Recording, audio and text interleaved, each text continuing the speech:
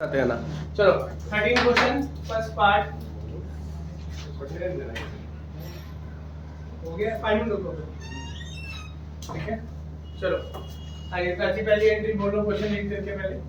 Aman and Kush were partners in a firm. Resolved their forecasts necessary generalities for the following after assets other than cash in bank and outside liabilities. मतलब transfer entry हो चुकी है, asset liability transfer पहला part. Furniture existed in the books at rupees 50,000. Aman took 50% of the furniture at 10%.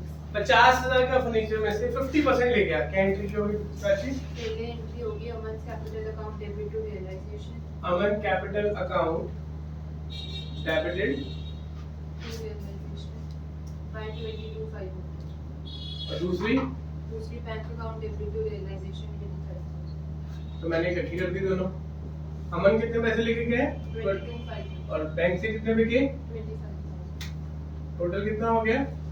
47। बेटा 50,000 का half कितना हुआ? उसको वो ले गया 10% डिस्काउंट पे, तो 25,000 का 50,000 में से 25 पार्टनर ले गया 10% माइनस करके, तो कितने का ले गया? 22,500 का। बैलेंस 25 का पूरा आपको 25 मिल गया। ये बैंक से चला गया, ये अमन से चला गया।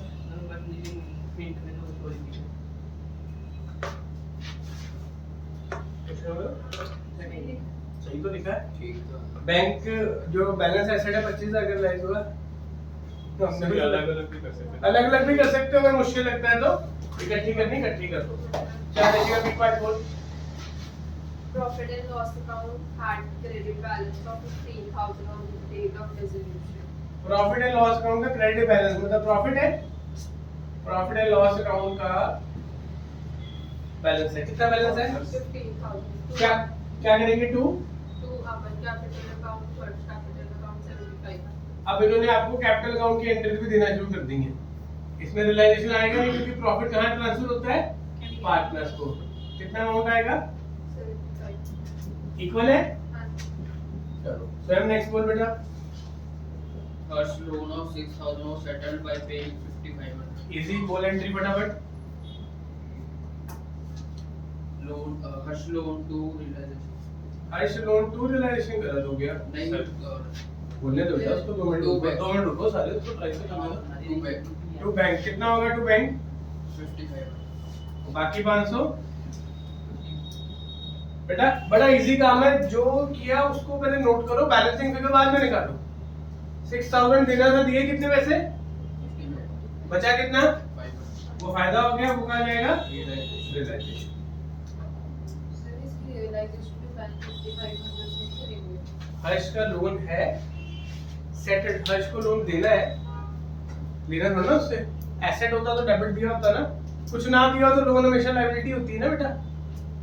अगर हम प्रॉफिट को रिकॉर्ड ना करें, फर्स्ट लोन अकाउंट डेबिट क्यों नहीं करेंगे? 500 टू बैंक 55. अच्छा 6,000 का लोन है तो 55 से कैसे क्लोज करेगा? बैलेंस शीट के अंदर तेरे पास लोन अकाउंट हर्ष का 6,000 एग्जिस्ट कर रहा है, तो उसको 55,000 से कम करेगा तो बैलेंस 500 रुपये कहाँ जाएगा उसका बैलेंस? लोन अकाउंट को प्रॉफिट, लोन अकाउंट को क्लोज भी तो करना है ना। जितने का एसेट लायबिलिटी सारा क्लोज करेगा कि कम क्लोज करेगा? ठीक है। क्रिश नेक्स्ट एंट्री बोलो। Firm paid realization expenses of 5,000 on behalf of Harsh. क्या एंट्री होगी बता चल। Realization to realization expenses. अनुभव क्या एंट्री होगी? इसको स्टार लगाओ, जितनी इजी लगती है उतनी इजी है नहीं। First capital account to bank account. बिल्कुल ठीक। क्या एंट्री होगी? हर्ष कैपिटल अकाउंट डेबिट। Sir, उन्होंने लिखा on behalf of Harsh. खर्चा किसका था? तो हर्ष डेबिट होगा, दिया तो firm. तो इसके उसका बैंक हो गया। फॉर्म के पैसे जा रहे हैं, उसको क्रेडिट कर दिया। To realization में मेरे रियलाइजेशन में तब आएगा जब फॉर्म का खर्चा है। खर्चा अगर हर्ष का था, हर्ष करता तो क्या रिकॉर्ड करते? फॉर्म का होता तो एंट्री क्या होती? Realization to bank. खर्चा पे किसने किया? फॉर्म ने। पर किसके बिहाफ पे किया? तो हर्ष से पैसे वापस नहीं लेने, तो हर्ष को पे। फिर ऐसे realization फॉर्म का तो कुछ भी नहीं हुआ। कम हुआ. कैसे इनकम कैसे वापस हुई? आएगा. जो पैसे दिए वही वापस आए, इनकम कैसे हुई? तूने किसी को 500 दिए, वो वापस लिए तो तेरी इनकम होगी, ठीक है ना? कितनी वैल्यू आई? कितना था बेटा? 5,000. 5,000. जरा रिसीव्ड नेक्स्ट बोलो. There was a check for 1200 under discount. The check was received from Soham, who became insolvent, and a first and final dividend of 25% was received from इसको भी स्टार लगा लो, वेरी वेरी इंपॉर्टेंट. समझ नहीं आई किस्ता जी तो बड़ी है तू. देखो चेक था जिसको डिस्काउंट करवाया हुआ था. डिस्काउंट करने का मतलब क्या है? हमने बैंक से पैसे ले लिए थे, तो यहाँ डिस्काउंट की एंट्री नहीं करनी, वो हो चुका है. was past tense. The check was received from Soham. किससे चेक मिला? जो कि हो गया इंसॉल्वेंट. ठीक है. And a final dividend of 25% was received. यानी कि अगर सोहम इंसॉल्वेंट हुआ था तो उसका चेक क्या हो गया होगा? बाउंस. डिसऑनर. पहले तो चेक डिसऑनर करेंगे. पहले तो चेक क्या करेंगे? डिसऑनर केस में बैंक हमसे पैसे लेता है कि हमें देता है?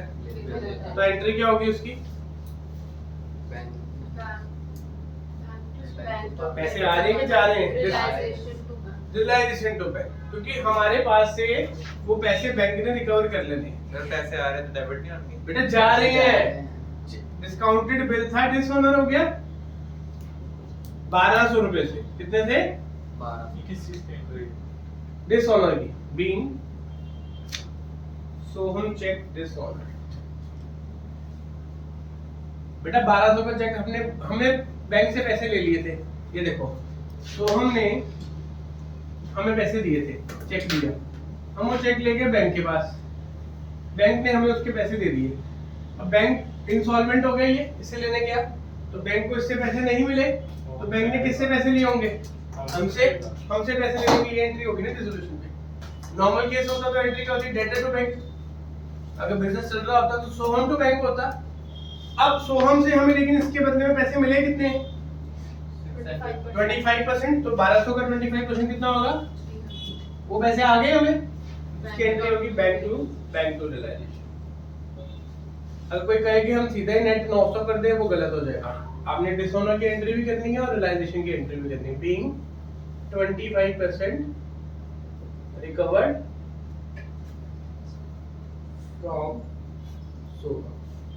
और इसको ई पार्ट के अंदर 1 और 2 कर देना. एक बार फिर से बता देना. अरे नोट कर लो, बता देता हूँ. बोल आया तुम्हें? Sir bill discount export import में होता है, डोमेस्टिक ट्रेड में नहीं कर सकते. क्यों नहीं कर सकते? किसने टाइम को सर पूछा था बैंक वाले से, बोला था नहीं. होता है, ऐसी बात नहीं. होता है. अगर वो बैंक वालों की एक्सेप्टेंस है तो किस पे लेते हैं?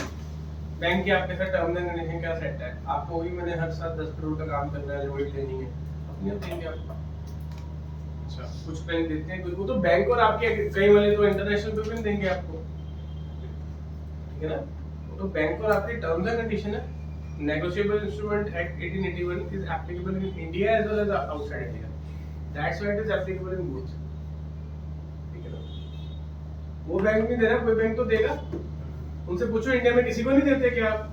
एक जिसको देते हो तो क्या कंडीशंस पे देते हो? वो तो हम सर एक्सपोर्ट इंपोर्ट पे देते हैं. वो उस बैंक की पॉलिसी होगी कि हमने नहीं देना डोमेस्टिक में. किसी बैंक की पॉलिसी होगी तो देता होगा. अब जिसने लोन देना उसकी मर्जी है ना, उसने लोन किसको देना है. देखो बेटा, सोहम का एक चेक आया था 1200 का, हमने उसको डिस्काउंट करवा लिया. सोहम से हमें आया चेक, हमने उसको बैंक पे जाके डिस्काउंट करवा लिया. अब जिस दिन डिसोल्यूशन हुई तो पता लगा कि सोहम क्या हो गया, तो उसके पैसे नहीं मिले होंगे. तो पहले इंसॉल्वेंसी की हमने एंट्री रिकॉर्ड की, बैंक ने हमसे लेगा. अगर नॉर्मल बिजनेस चल रहा होता तो सोहम टू बैंक होता. बिजनेस नहीं चल रहा तो एंट्री क्या होगी? Realisation to bank. ठीक है. उसके बाद हमें उससे 25% पैसे मिल गए. जितना नुकसान हुआ उसके 25% बैंक हमसे क्यों लेगा? बेटा आपने किससे पैसे डिस्काउंट करवा के लिए थे? तो बैंक ने अपना पैसा नहीं वापस लेना. आपने ये चेक दिया था ये कह करके सोहम दे देगा. सोहम ने नहीं दिया तो बैंक किससे लेगा? चलो लास्ट पॉइंट, एफ पॉइंट बोली लेती बेटा. Creditors of 6,000 accepted stock of 5,000 at discount of 5% and the balance in cash. 6000 के क्रेडिटर थे, उन्होंने स्टॉक एक्सेप्ट कर लिया 5% का एट अ डिस्काउंट ऑफ 5%. तो recorded asset for recorded liability 6000 के बदले 5000 का स्टॉक किस वैल्यू पे माना उन्होंने? तो 4750 का माना है, तो मैंने ये माना है 6000 में से हमें इतने पैसे आ गए, बाकी कितने रह गए 1250।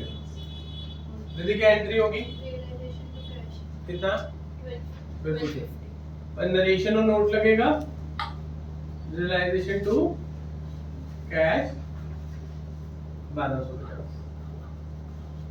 नरेशन और नोट तो लगेगा ना, being creditor settle against stock sir 1000 नहीं आएगा क्योंकि जो उन्होंने स्टॉक लिया तो 5% का डिस्काउंट भी लिया। डिस्काउंट पे दिया, तू मेरे यहाँ स्टॉक लेके जा रहा है 5000 का स्टॉक है, तूने कहा मैं इसको 10% कम पे लूंगा, तो तूने कितने का लिया 4750 का, तूने मेरे से 6000 रुपए लेने थे, कितने लेने थे, तो तूने पैसे ले कितने लिए 4750 लिए कि 5000 लिए, स्टॉक तो 5000 के गया पर तूने उसकी वैल्यू कितनी एग्री की, 475 तो वो वैल्यू मानेगा देखो आई है कि 5000 मानेगा आई है, तो बाकी पैसे कितने लेगा तू 1200। नरेशन होगी being balance being creditors paid of, note लगा देना नीचे, ठीक है, इसके नीचे नोट लगा देना, बीइंग